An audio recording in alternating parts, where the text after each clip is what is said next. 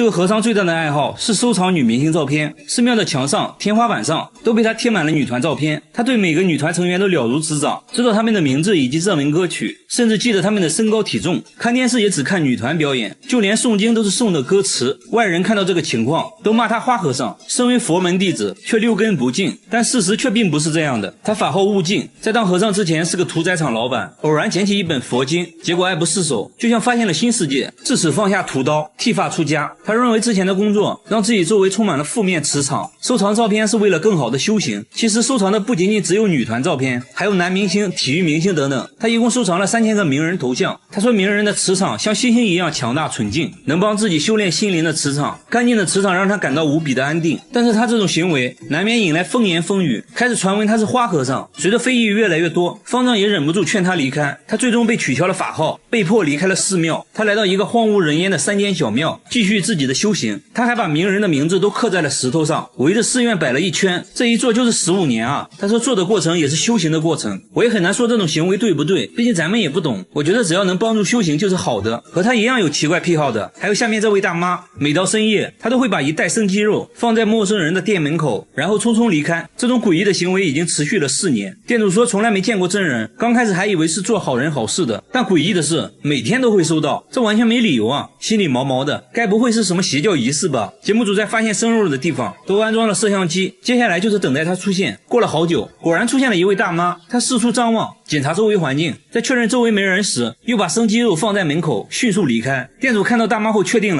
自己不认识对方，这让他心里更加没底，是在对自己下蛊施法吗？店主决定把自己经营的中餐厅改成面馆，并把菜单中关于鸡的菜品全部下架。即使这样，大妈还是不停地往门口放生鸡肉，但节目组也在录像中找到了破绽。大妈穿着拖鞋和便装，说明她很有可能就住在附近。节目组检查了沿街所有监控，果然发现了她的踪迹。沿街服装店老板说认识大妈，她就住在附近的公寓里。节目组来到公寓蹲点，蹲了1天，终于蹲到了大妈。节目组迅速出击，上前询问，但大妈一口否认。最后由于实在甩不开节目组，大妈讲话了。 啊，先等会儿，大妈是活菩萨吗？大妈说自己看到中餐厅就有种莫名的好感，觉得应该帮助来韩国的中国人，所以给他们分享了各种食物。至于为什么一直送生鸡肉，大妈说这些都是溜达鸡，品质好。在节目组的劝说下，大妈同意和店主见面，一番沟通下来，误会也解开了，店主现在可以放心的经营中餐厅，大妈也不用以这种怪异的方式继续散播爱了。你因为智齿疼得睡不着，来医院才发现这颗智齿竟然是横着长的，并且完全埋在了牙龈里，外观上根本看不出来，直到切开牙龈才知道这颗智齿有多可怕。不过不用担心，现在就给你拔掉。医生在你脸上蒙上块布，只露出嘴巴，接着在智齿周围不同部位打3次麻药，稍微会有点刺痛感，但很快你就没有任何感觉了。接着给周围消毒。根据智齿生长角度切开牙龈，因为麻药已经生效，基本不会感到痛。如果这时你感觉疼痛难忍，一定要举手示意。医生用镊子掀开牙龈，就看到了埋伏的智齿，但这仅仅是冰山一角，智齿大部分还镶嵌在牙槽骨中。这时要用球钻削一点牙槽骨，通俗点讲，就是用电钻钻你的骨头。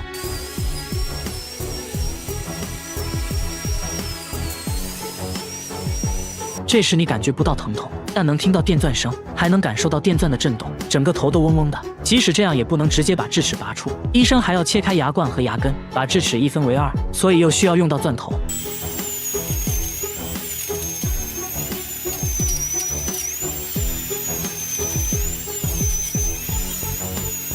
现在看来，切开的牙冠部分还是无法直接取出，还得竖着再切一次。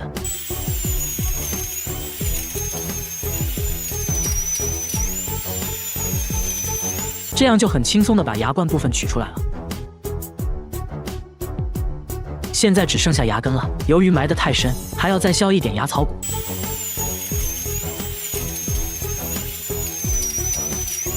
现在用杠杆原理，一点点往外撬，很快牙根就被撬了出来。现在你的下巴可能很酸，再坚持一下，马上就快结束了。由于窗口比较大，最后需要给你缝合牙龈。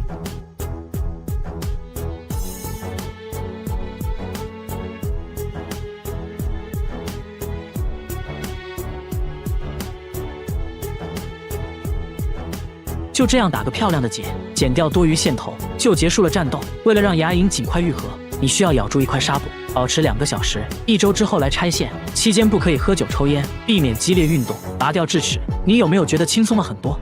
你因为不好好刷牙，年纪轻轻就坏掉一颗，为了能啃骨头，即将要花2万块钱在嘴里种一颗，整个种牙过程需要持续半年左右。现在让我们来看看你的种牙血泪史，这个就是你的牙槽骨，这些大大小小的钻头都是用来在牙槽骨打孔的。刚开始钻孔要选择8毫米的小钻头，为了穿透坚硬的牙槽骨，医生调高了钻头速度，一切准备就绪，钻孔就开始了。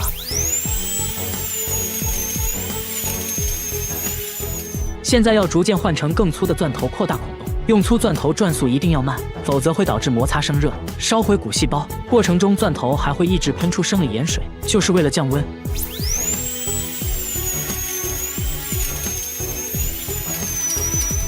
现在使用螺丝纹钻头，将孔的上端继续拓宽，这是为了让孔洞和种植体完美契合。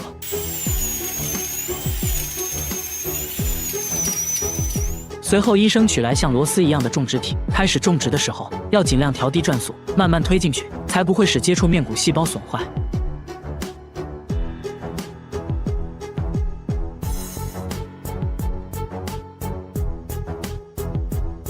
接着还需要使用扭力扳手把种植体拧紧。现在要将愈合基台连接到种植体上。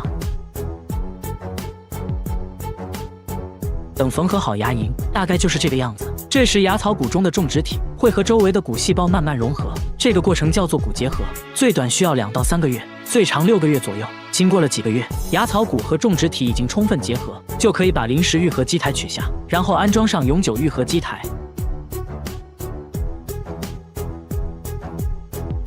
现在需要安装人工牙冠，人工牙冠中间的洞是为了以后修理种植牙的时候方便拧开里面的螺丝，但现在要先用树脂填充，接着用灯照射固化。到这里你的牙就种好了，看起来和真牙一模一样。现在就可以去啃骨头了，一定要记得好好刷牙。用黄金来补牙是种怎样的体验？看到最后，我承认我羡慕了。等你躺平后，医生先用金刚石钻头去除腐质，腐质也就是蛀牙上的黑色物质。为了将腐质去除干净，需要在几处做好标记，沿着标记保持垂直，一点点去除。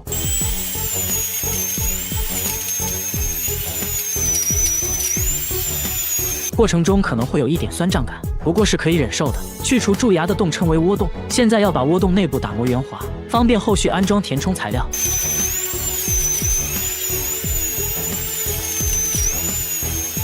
接着吹干窝洞内的水分，你这颗牙坏得很深，内部还有残留的腐质。医生换上小钻头继续去除，腐质已经靠近了牙神经，过程中要尽量小心。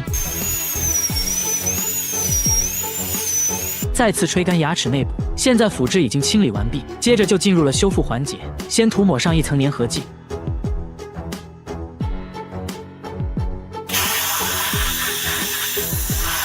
然后用灯持续照射，让胶水迅速固化，随后塞入树脂材料，再次用紫外线灯照射。等树脂固化后，还要用钻头轻轻打磨窝洞的边缘部分，使其变得光滑，这样才能使马上要安装的嵌体紧密贴合，不易脱落。接下来就要印模了，为牙齿量身定做黄金嵌体。先在窝洞里填充印模材料，对材料吹气，以便填充均匀。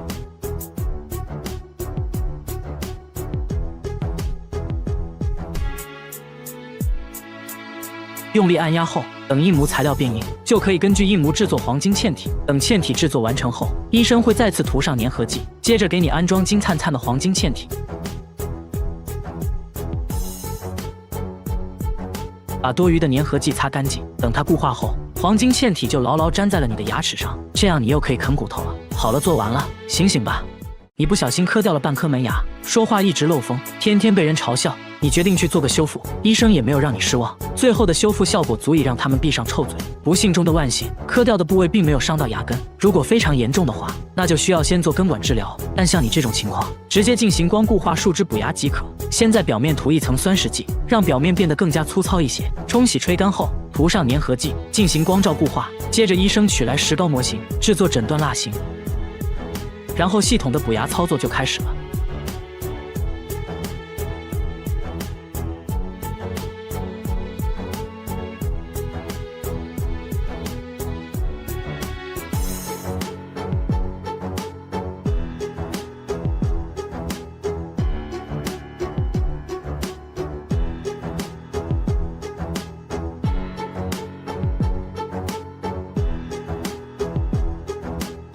大家记住，如果牙齿不小心磕断了，第一时间保存好磕断的部分，赶快去找牙医进行修补，效果会更好。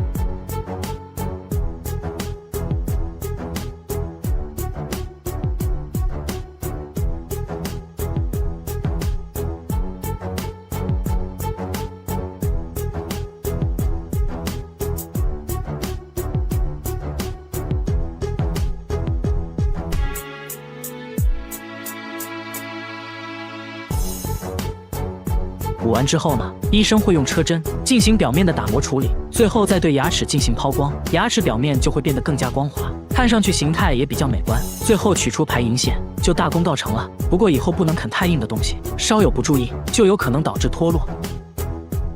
他考试交白卷，反而得到了校长的表扬，当着全校师生的面给他带了朵大红花。原因是他成了学校唯一一个看出老师出错题目的学生。台上的阿芳一脸懵，交白卷其实是自己看不懂而已，谁都想不到他开挂的人生从此开始了。课上不小心打翻了墨水，他赶紧用衣服擦，却意外擦出了一幅意境深远的山水画，得到了绘画大赛的第1名，顺便还收获了一群小迷妹，时刻被幸运女神眷顾着，让他觉得人生毫无意义。本以为长大后运气就会改变，谁知好运反而变本加厉，随手买张彩票都能中大奖，吃个饭就成了店里第9999名顾客，莫名其妙得到了全年免费卡。阿芳不想就这样安逸的过一辈子，跑去做了房产销售。可第一天上班，找他买房的人排队都排到了公司大门口，下班随便伸手，立马就来了几辆出租车，都抢着要拉他。他彻底受够了这种开挂般的生活，感觉是上天对自己的惩罚，指着老天一顿臭骂。突然间电闪雷鸣，一个雷针就劈了下来，雷结果劈死了正在逃跑的小偷，他含泪获得了良好市民奖。阿芳非常想体验失败的快感，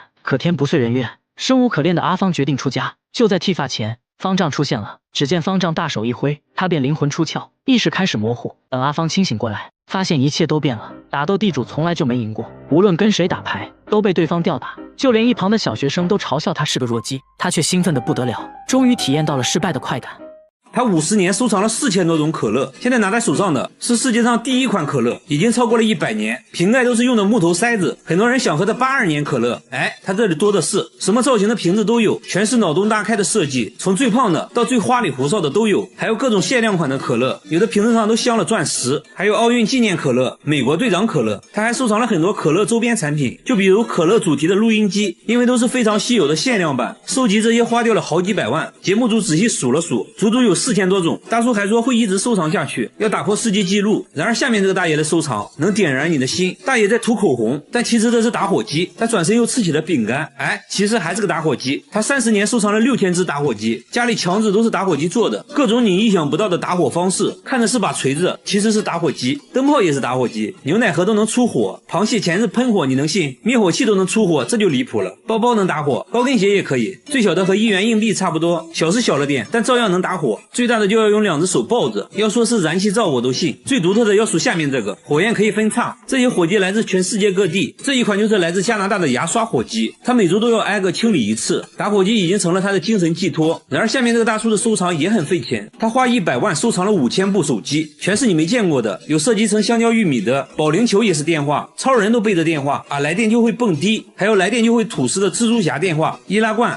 也是电话，连鞋底都能设计成电话，密密麻麻摆满了房间，地板上几乎没有下脚的地方。工作人员数了数，光客厅就有2000部，另一个房子更多，但大多都是智能手机，一共算下来有5000部，并且这些都安装了电话卡，都能正常使用。节目组随即拨打了几个，果然就接通了。他说每月光套餐费就得5万块钱，为此连周末都要去兼职。妻子也觉得这就是一个沉重的负担，考虑再三，他决定做出改变，把手机都卖掉了，还给儿子买了一屋子玩具。他终于想明白，亲情才是最值得收藏的。和他一样，下面这个人也喜欢收藏，只不过他只收藏座机，整个仓库摆满了座机，一共有3000多部，100多年前的古董电话都有。神奇的是，电话竟然还能使用，不过要像摇动手柄发电才能打电话。大叔演示了一遍，插上了一个什么模块，然后真就拨通了工作人员的手机，通话音质非常好，就好像穿越了一样，很神奇。大叔还打算开一个手机博物馆，把这些不常见的电话展出，供大家欣赏。然而下面这个大爷的收藏更有价值，他5年收集了3000万个烟头，每天都要去街上捡烟头，一天就要捡1万多支，捡满1箱就要封存起来。5年内收集了300多箱。晚饭后他又去捡烟头了，还说现在捡的最多。来到饭店门口，果然发现了很多，不一会儿就全部捡干净了，即使垃圾桶里的烟头也不放过。有人说经常看到他整晚都在街上捡烟头，下雨天也不例外，只要大爷出现的地方就绝对不会允许有烟头。那为啥大爷会痴迷于捡烟头？大爷说这样做的目的就是警告那些随意丢烟头的人，还说这样能让自己锻炼身体，感到非常快乐。和大爷有同样爱好的还有这只乌鸦，只要看到有人抽烟，他就会发起攻击，趁其不备，直接一口夺下香烟，接着把香烟捣碎，丢进垃圾桶。小哥说自己每次抽烟，乌鸦都会出现，好像是针对自己一样。工作人员假装抽烟，看会不会遭到同样待遇。乌鸦仔细观察了一会儿，假装毫不在意的路过，突然一个箭步向前，叼走了香烟。所以无论是谁，只要抽烟，就会成为他的目标。香烟到手，接着又用翅膀把烟弄灭。为啥他会有这种迷惑行为？专家认为他是想把香烟的气味涂抹到翅膀上，来驱赶寄生虫而已。很多鸟类都会这样做。好吧，原来如此。好了，我是月贝，关注我，每天一个迷惑行为大赏。婴儿车被包了起来，里面时不时传来怪叫，没有人知道婴儿车里面是什么。大妈整天推着婴儿车流浪，晚上就睡在公共厕所，这样生活了10年。问他为啥不回家，他却说家里有个怪东西会隐身，就算在外面冻死也不敢回去。即使在外面，他依然觉得有什么东西在跟着自己，警惕地看着四周。白天他又毫无目的的流浪，拿出一盒猫罐头开始吃，还往婴儿车里放了一点，这才看清楚，原来婴儿车里面还有一只猫。经过一番沟通，大妈同意带我们去家里。他家门上安装了5把锁，里面还有一道防盗门，进来后要赶紧用一个柜子挡住。屋里窗帘紧闭，没有一丝光亮，并把所有家当都放在了衣橱里，甚至包括电饭煲。节目组安装了摄像机，想要拍到大妈说的那个怪东西，然而一夜过去并没有任何发现，就发现大妈行为举止很反常。只见她半夜好像听到了什么，惊慌的来回走动，还时不时跪在地上，嘴里一直念叨着什么。节目组很疑惑，大妈神秘的指了指天花板，说你难道听不到声音吗？那个怪东西就躲在天花板上呢。但工作人员并没有听到任何奇怪的声音。节目组觉得这一切都是大妈想象出来的，她到底发生了什么事？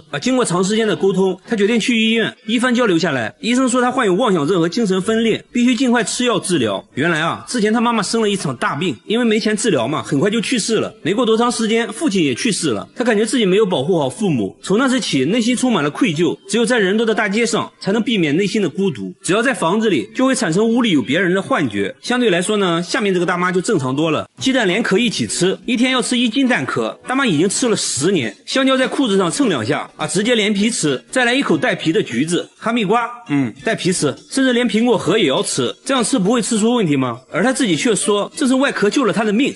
这又是为啥？他也不解释反而变本加厉，觉得果壳不过瘾了，直接吃起了生板栗，看样子味道也不错2口就能吃下一个。大妈的闺蜜都很担心她，叫她来吃饭改善一下，没想到大妈却把饭菜扔在一边，拿起蟹壳直接开灶。她边吃还边嫌弃，说螃蟹还是生的好吃，接着又把朋友吃剩的鱼骨头用菜叶包起来，几口就吃了下去。那她为啥要吃这些呢？真的是奇怪。到目前为止，带皮的水果没有什么是大妈不能吃的即使是榴莲它也是带皮这个没有。大妈说果皮才是好东西，有营养，而且自己很健康。接着她终于告诉大家吃这些的原因。原来当年她得了很严重的胃溃疡，有天痛到无法忍受，莫名其妙吃了带壳的鸡蛋，没想到胃里一下她就不疼了，从此就走上吃壳的道路。节目组也带她去检查了，胃病真的好了，身体啥毛病没有，但医生还是建议大妈少吃，不然很可能会损伤肠道。一定要吃的话，最好中午吃。和大妈一样，下面这个大爷也是狠人，他把洗洁精当沐浴露，白醋当洗面奶，食用油拿来护肤，还说比护肤品好用。13年来都是这样护肤的。护肤3部曲安排上，第一步往毛巾上挤入洗洁精，接着往全身涂抹，脸上也不能少拿水一冲，第一步完成。接着倒出白醋，均匀的涂抹在脸上，拍打促进吸收。最后一步往皮肤上涂抹食用油，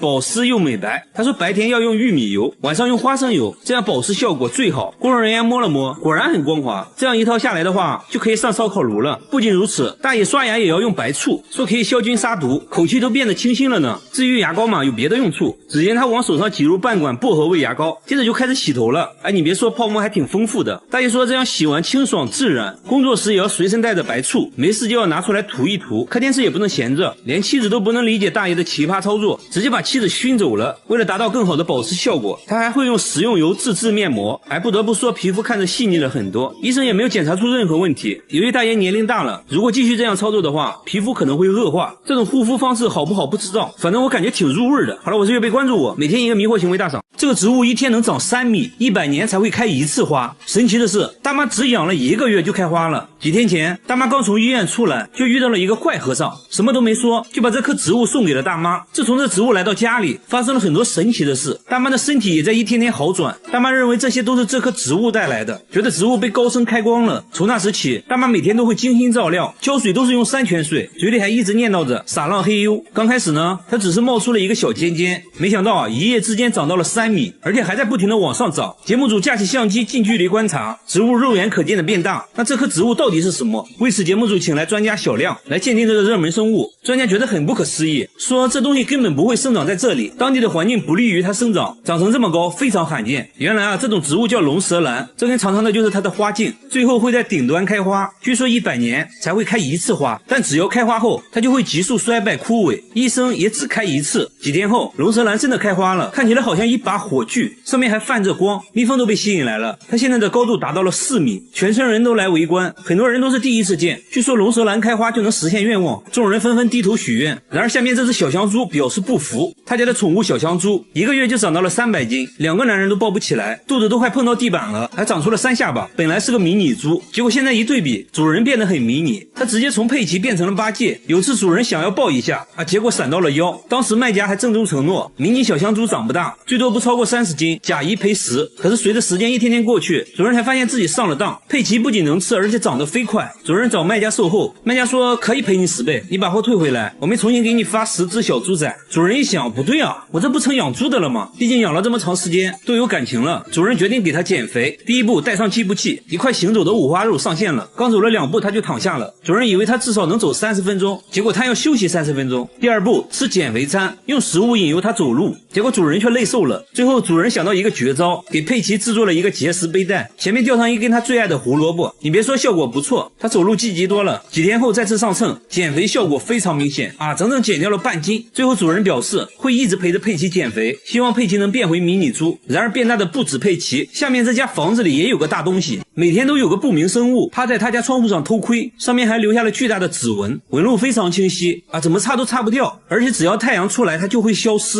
一到晚上呢，消失的指纹又重新出现，只有卧室的窗户会出现这种现象，就算更换了新窗户，指纹还是会出现。诡异的现象持续了好几个月，搞得一家人精神崩溃，怀疑是被什么不好的东西缠住了。节目组呢全程监控，结果一直到深夜都没有出现什么怪东西。白天一看呢，指纹果然消失了，这很不科学。那会不会是窗户本身的质量问题？卖家说从来没见过这种情况，猜测是玻璃生产过程中吸盘导致的这种痕迹，但是现实中并没有那么大的吸盘。节目组在工厂继续寻找线索，玻璃的存放方式引起了工作人员的注意，上面出现的纹路和家里指纹很像。老板说刚生产出来的玻璃很热，需要在下面垫上一层厚厚的油纸，那指纹会不会就是油纸印上去的？随后专家对着油纸分析了半天，说了一大堆我听不懂的，反正总之结论就是玻璃上的纹路还真是油纸印上去的。至于白天指纹就会消失，是由于温度升高导致的。主人这下放心了，说以后不用再换窗户了。好了，我是岳飞，关注我，每天一个迷惑行为大赏。他脑袋里长了蜘蛛，每天都要用吸尘器吸出来，这些就是从鼻子里吸出来的，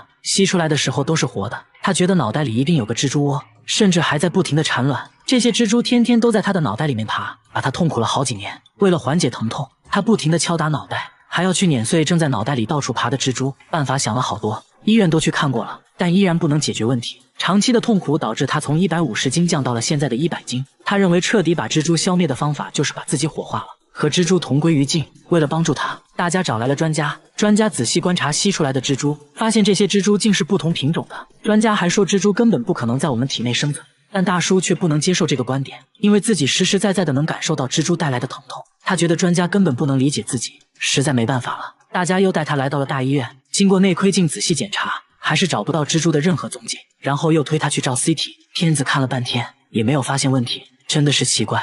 结果没想到在他走了之后，医生却无意在片子里看到几个奇怪的白点，还真有点像一个什么东西做的窝。他回去之后症状依然没有减轻，蜘蛛反而变本加厉地折磨他，他只能猛地往身体里面灌药，在鼻子里面也涂药水。他整夜无法入睡，甚至在吸入烟雾后捂住鼻子，想把蜘蛛熏死。虽然这样自己也不好受，但是总归能让蜘蛛消停一点。不久后医生把他请了回去，想看看他的脑袋里那个东西到底是什么。经过仪器查看，发现原来那白色的东西是他年轻的时候做颈椎手术留下的固定器，并不是什么蜘蛛窝。那蜘蛛到底是哪来的？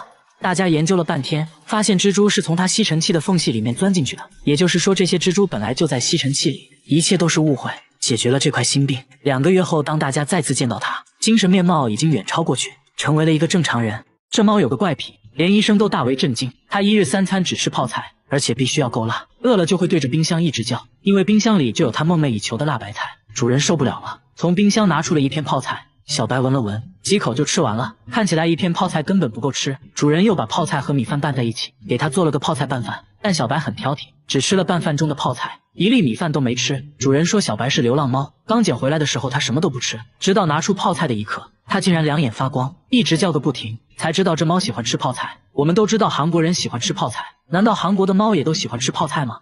随后节目组做了个实验，分别准备了4种食物。现在第一只猫登场了，只见它来回闻了闻，毫不犹豫地选择了猫粮。第二只猫闻了闻泡菜，看起来味道不错呀，然后就选择了旁边的鱼罐头。接着一只3个月大的猫咪上场了，它直接就奔向了猫粮。你看，连3个月大的猫咪都知道猫就应该吃猫粮吗？最后到小白出场了，他都没看一眼猫粮以及鱼罐头，对着泡菜就开始干饭。主人觉得泡菜太辣，吃多了不好，于是把泡菜洗完再给小白吃。结果小白闻了一下，连连后退。小白心想，洗过的泡菜能叫泡菜吗？随后竟离家出走了。等发现他的时候，他正在垃圾堆里吃泡菜，吃得满嘴通红。小白为啥对泡菜这么情有独钟呢？该不会有什么毛病吧？主人带他来到宠物医院，医生听完也大为震惊。一番检查下来，小白身体却很健康，只能说他天赋异禀。不过呢，医生还是建议要少吃泡菜。主人也很听话，回家就给小白做了泡菜味的猫粮，把猫粮和泡菜混合在一起。没想到啊，天生傲骨的小白竟然配合吃了起来。那就希望小白尽快戒掉泡菜，做个正经猫咪吧。整条街只有这棵树，每天早上都会剧烈晃动，